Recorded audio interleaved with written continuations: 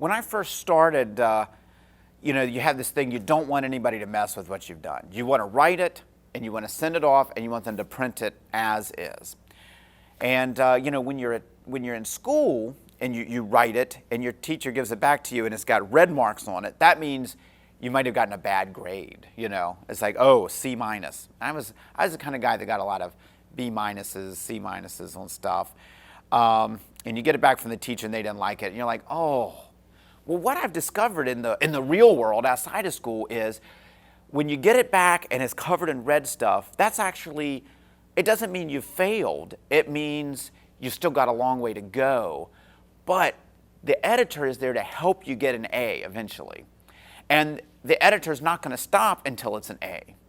So you've got to get back to work. And if you see it as an opportunity, if you see it as not just fighting the editor, but actually trying to understand what the editor is doing, because the editor wouldn't have made that red mark if it was right.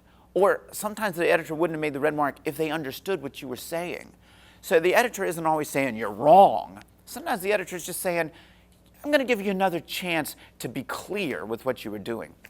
And I can honestly tell you that my books, if I had a chance now to let kids read Origami Yoda before I had been through the editing process, I'd be embarrassed. I'd be embarrassed for them to see it, because my editor helped make that book what it is. And she made it a better book. She made it more clear what I was trying to say. She helped me get my point across. And she helped me understand what I was trying to say, helped me make it clear, and helped me make it better.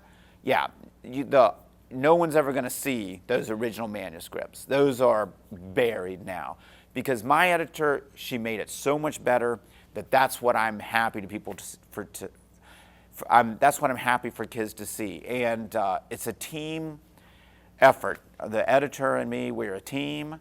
And it's hard to have that relationship with your teacher. It's hard to see that your teacher's doing the same thing. But that is what your teacher's trying to do.